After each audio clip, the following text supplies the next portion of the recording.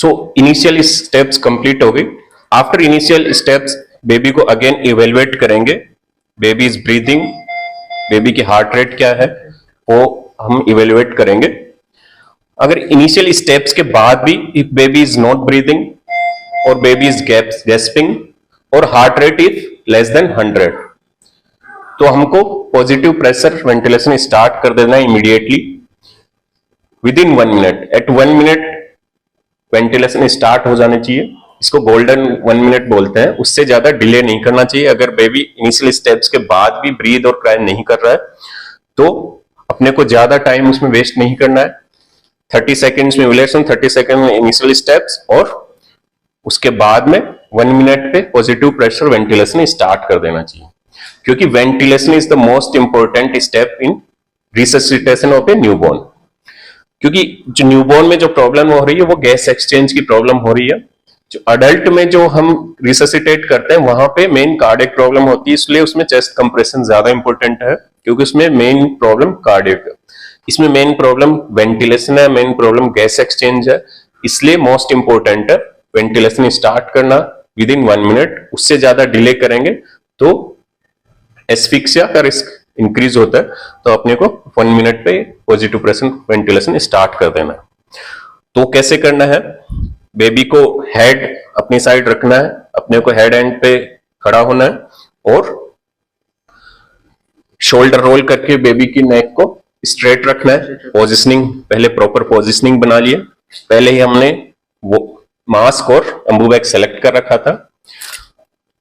अब positive pressure ventilation कितने FiO2 पे अपने को स्टार्ट करना है, कितना ऑक्सीजन देना है। तो अगर टर्म बेबी है तो 21% पे अपने को पॉजिटिव प्रेशर वेंटिलेशन स्टार्ट करना है, कोई भी ऑक्सीजन कनेक्ट नहीं करनी है टर्म बेबी में।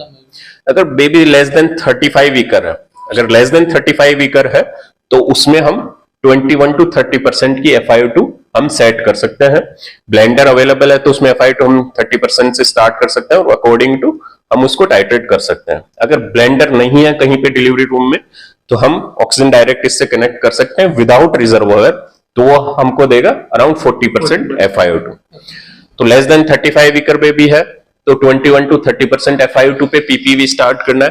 मोर देन 35 वीकर बेबी है तो उसको रूम एयर पे मींस 21% पे विदाउट ऑक्सीजन PPV अपने को स्टार्ट करना है।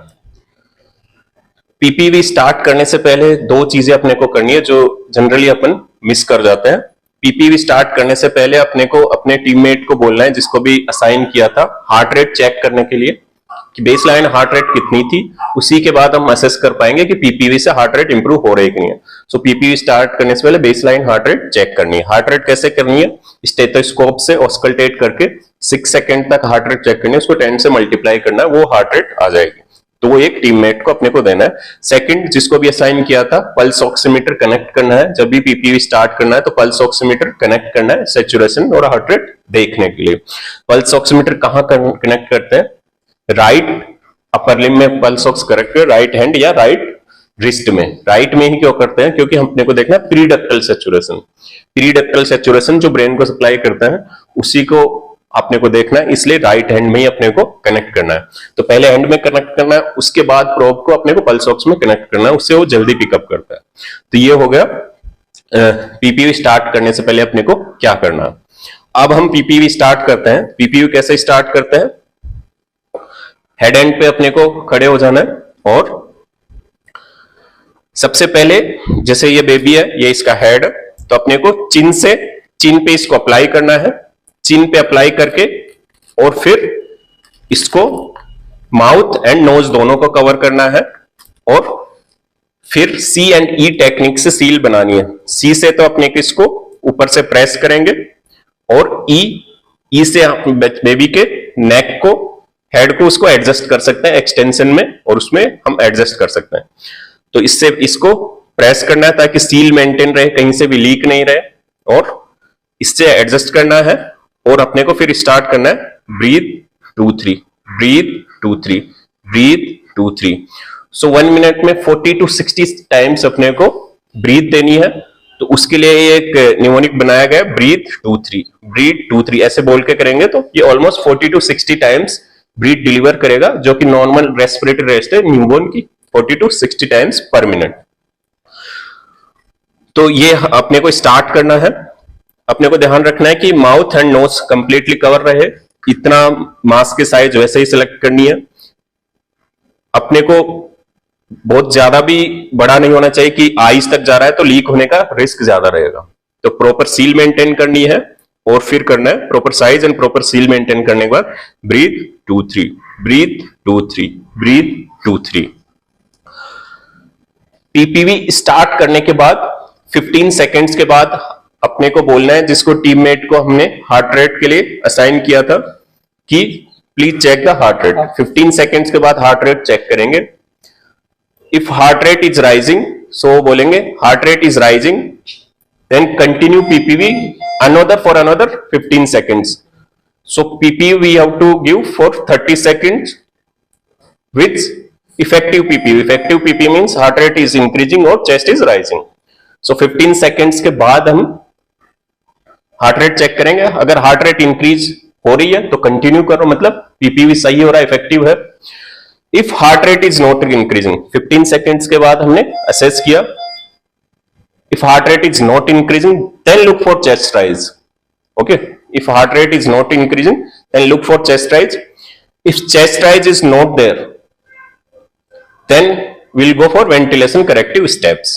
Okay, 15 seconds हमने PPV किया, हार्ट रेट चेक किया, हार्ट रेट इंक्रीज नहीं हो रही थी, हमने चेस्ट राइज देखा, चेस्ट राइज भी नहीं आ रहा था, तो हम जाएंगे, मींस PPV इफेक्टिव नहीं है, कुछ न कुछ प्रॉब्लम है, तो हमने को वेंटिलेशन करेक्टिव स्टेप्स पे जाना है। वेंटिलेशन करेक्टिव स्टेप्स क्या क्या पॉइंट्स है? मिस्टर सोपा, MR सोपा, तो इसमें पेयर्स में करना है MR SO PA। सबसे पहले MR करेंगे। MR means mask adjustment, R means repositioning the baby. तो मास्क को दोबारा एडजस्ट करेंगे, हो सकता है कहीं से लीक हो रहा हो तो मास्क को दोबारा एडजस्ट करेंगे, बच्चे की नेक को वापस रिपोजिशन करेंगे एक्सटेंडेड पोजीशन में, कोई फ्लेक्स तो नहीं है, शोल्डर रोल को वापस रिपोजिशन करेंगे। तो mask adjustment and reposition the baby and then start again. फिर चेक किया 5 इन्फ्लेशन के बाद चेस्ट राइज इज देयर और not, if still there no chest rise, फिर हम जाएंगे SO means suction and open the airway. तो अगर कोई विजिबल सिक्रेशंस तो सक्शन करेंगे और open the airway. Open the airway finger से माउथ को ओपन करेंगे ताकि कोई ऑब्स्ट्रक्शन नहीं रहे, कोई सिक्रेशन रहे, तो suction and open the airway. फिर उसके बाद फिर से 5 इन्फ्लेशंस देंगे और फिर देखेंगे कि चेस्ट इज राइजिंग और not. If chest is rising then continue for 30 seconds. So chest rise start होने के बाद 30 सेकेंड अपने को कंटिन्यू करना है। 30 सेकेंड कंप्लीट होने के बाद फिर से हार्ट रेट को असेस करना है। अगर हार्ट रेट मोर देन 100 है और रेस्पिरेशन रेगुलर है तो हम धीरे धीरे इसको डिसकंटिन्यू कर देंगे, फ्रीक्वेंसी कम करके। कैसे करना है? Breath 2-3, breath 2-3-4-5, breath 2-3-4-5-6। तो स्लोली इसको फ्रीक्वेंसी को कम करके, रेट कम करके, और उसको हम डिसकंटिन्यू कर देंगे अगर हार्ट रेट मोर देन 100 है और बेबी के रेस्पिरेटरी एफर्ट्स रेगुलर आ गए हैं। तो मान लो 30 सेकेंड्स के बाद भी हार्ट रेट इंप्रूव नहीं हो रही या फिर रेस्पिरेशन रेगुलर नहीं है, तो अपने को कंटिन्यू करना है अनदर 1 साइकिल। 30 सेकेंड की एक साइकिल है, फिर सेकंड साइकिल के लिए अपने को कंटिन्यू करना है।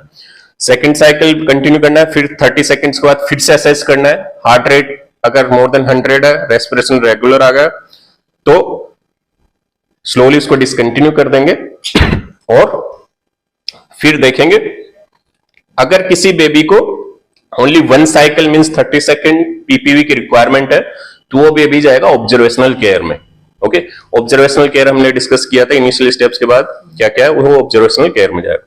अगर किसी बेबी को 2 साइकिल्स की जरूरत पड़ी है, मींस 60 सेकेंड्स या 1 मिनट तक पीपीवी की जरूरत पड़ेगी, तो वो बेबी जाएगा पोस्ट रिससिटेशन केयर में, मींस वो बेबी जाएगा एनआईसीयू में। अब नेक्स्ट सिनेरियो देखते हैं। अगर इनिशियल स्टेप्स के बाद baby is breathing but baby is having laboured breathing.